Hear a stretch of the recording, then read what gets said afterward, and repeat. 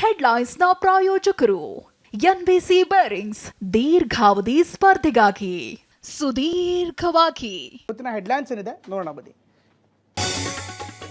ವಾಲ್ಮೀಕಿ ಹಗರಣದಲ್ಲಿ ಬಿಜೆಪಿಯಿಂದ CM target, 5 ತಂಡಗಳಾಗಿ Siddaramaiah ನಿವಾಸಕ್ಕೆ ಮುತ್ತಿಗೆಗೆ ಯತ್ನ, ಸರ್ಕಾರದ ವಿರುದ್ಧ ಕೇಸರಿ ಪಡೆಯಿಂದ ದಲಿತಾಸ್ತ್ರ ಪ್ರಯೋಗ.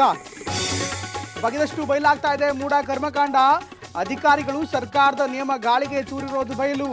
ಮೈಸೂರು ಜಿಲ್ಲಾಧಿಕಾರಿ 15 ಬಾರಿ ಪತ್ರ ಬರೆದ್ರು, ಡೋಂಟ್ ಕೇರ್. ಧೂಳೆಬ್ಬಿಸ್ತಾ ಇದೆ ಚನ್ನಪಟ್ಟಣ ಚುನಾವಣಾ ಅಖಾಡ, ಸಾಲು ಸಾಲು ಸಮಾವೇಶದ ಮೂಲಕ ಡಿಕೆಶಿ ಹುಂಕಾರ, ವಾರಾಂತ್ಯದ ವೇಳೆ ರಣಕಣದಲ್ಲಿ ಎಚ್ಡಿಕೆ ಠೇಂಕಾರ.